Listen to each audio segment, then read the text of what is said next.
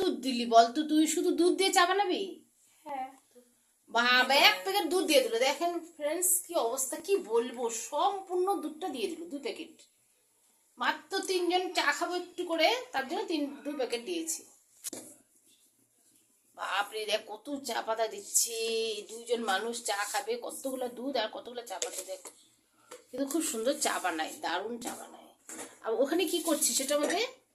গরম জল। ও গরম জল, আচ্ছা, ঠান্ডা দিয়ে একটু গরম জলও খেতে হবে, সেই জন্য গরম জল আর চা বসিয়ে দিয়েছি আমার মেয়ে। দেখো আবার চা বানানোর সিস্টেমটা দেখো কত সুন্দর। ওয়াও, তোমরা একটু কমেন্ট করে বলে দাও কেমন হয়েছে চাগুলো দেখে। দেখো ফ্রেন্ডস, কি সুন্দর চা হয়েছে, একদম দুধে ভর্তি, শুধু দুধ দিয়ে চা বানিয়েছি, কত সুন্দর। তো চা আমাদের রেডি হয়ে গেছে, এখন আমরা সন্ধ্যাবেলা চা খাবোই। দেখো এই দুধের চার কালারটা কি সুন্দর, দারুণ হয়েছে, একদম 100 মধ্যে 100 হয়েছে, খুব সুন্দর। তো এখন আমরা সন্ধ্যাবেলা চা খাচ্ছি, তোমরা দেখতে থাকো, কমেন্ট করতে থাকো, অবশ্যই একটা লাইক শেয়ার করে দিবে কেমন হয়েছে চাগুলো। এইটুকু চাকার, এইটুকু চা হচ্ছে আমার। দেখুন ফ্রেন্ডস, আমি এতটুকুই চা খাই। এখানে হচ্ছে মেয়ে আর মেয়ের বাবার, আর এটা হচ্ছে আমার। আমি অল্পই চা খাই।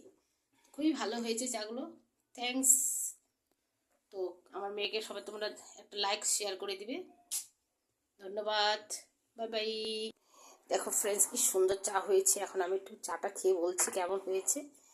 ও এতগুলো দুধ দিয়েছে, তা চাটা খুব সুন্দরই হবে। তো আমি চাটা খেয়ে তোমাদেরকে বলছি কেমন হয়েছে।